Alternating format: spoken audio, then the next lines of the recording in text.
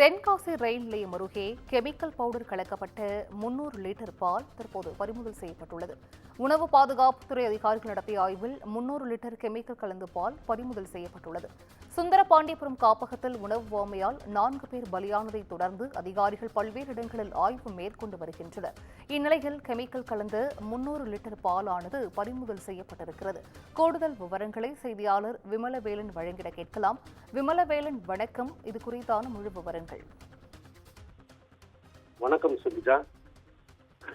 தென்காசி மாவட்டம் சுந்தரபாண்டியபுரத்தில் செயல்பட்டு வரும் அன்னை முதியோர் இல்லத்தில் தங்கியிருந்த 70க்கும் மேற்பட்ட முதியவர்கள் கெட்டுப்போன அசைவ உணவை சாப்பிட்டு உணவு ஒவ்வாமை ஏற்பட்டதில் அடுத்தடுத்து 4 பேர் பலியான நிலையில தென்காசி பகுதி முழுவதும் உணவு பாதுகாப்புத்துறை அதிகாரிகள் பல்வேறு இடங்களில் பல்வேறு சோதனைகளில் ஈடுபட்டு வருகின்றனர்.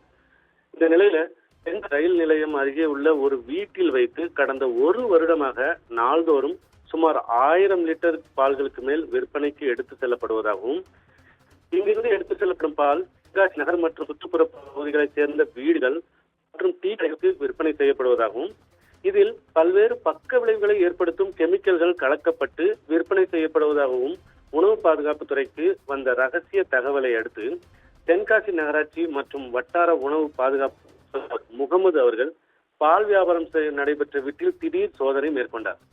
அப்போது சாப்பிடுவதற்கு உகந்தது இல்லை என கருதப்படும் கெமிக்கல் பவுடர் கலக்கப்பட்ட சுமார் 300 லிட்டர் பால் விற்பனைக்காக ஆட்டோவில் ஏற்றி கொண்டு செல்லப்பட இருந்தது.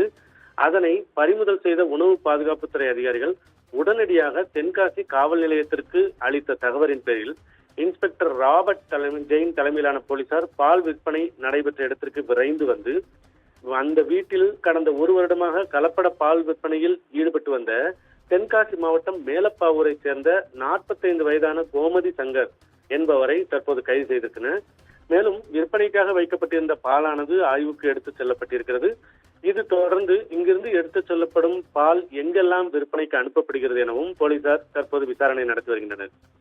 குழந்தைகள் முதல் பெரியவர்கள் வரை அனைவரும் அடிப்படை உணவாக கருதப்படும் பாலில் கலப்படம் செய்யப்பட்டுள்ளது என்பதையும், தென்காசி கெமிக்கல் கலக்கப்பட்ட பால் கடந்த 1 வருடமாக விற்பனை செய்யப்பட்டது என்பதும் மக்களிடையே தற்போது பெரும் பீதியை ஏற்படுத்தியுள்ளது. மேலும் இது போன்ற உயிரிழப்பு விபரீதம் ஏற்பட்ட பின்னரே விழித்துக் கொள்ளும் அதிகாரிகள் தங்கள் பணிகளை முறையாக அவ்வப்போது செய்வது, அதிரடி ஆய்வுகள் மேற்கொள்வது என செயல்களில் இனியாவது கவனம் செலுத்தி இதுபோன்ற உயிரிழப்புகள் நிகழா வண்ணம் பாதுகாக்கப்பட வேண்டும் என்பது சமூக ஆர்வலர்களின் கோரிக்கையாக உள்ளது.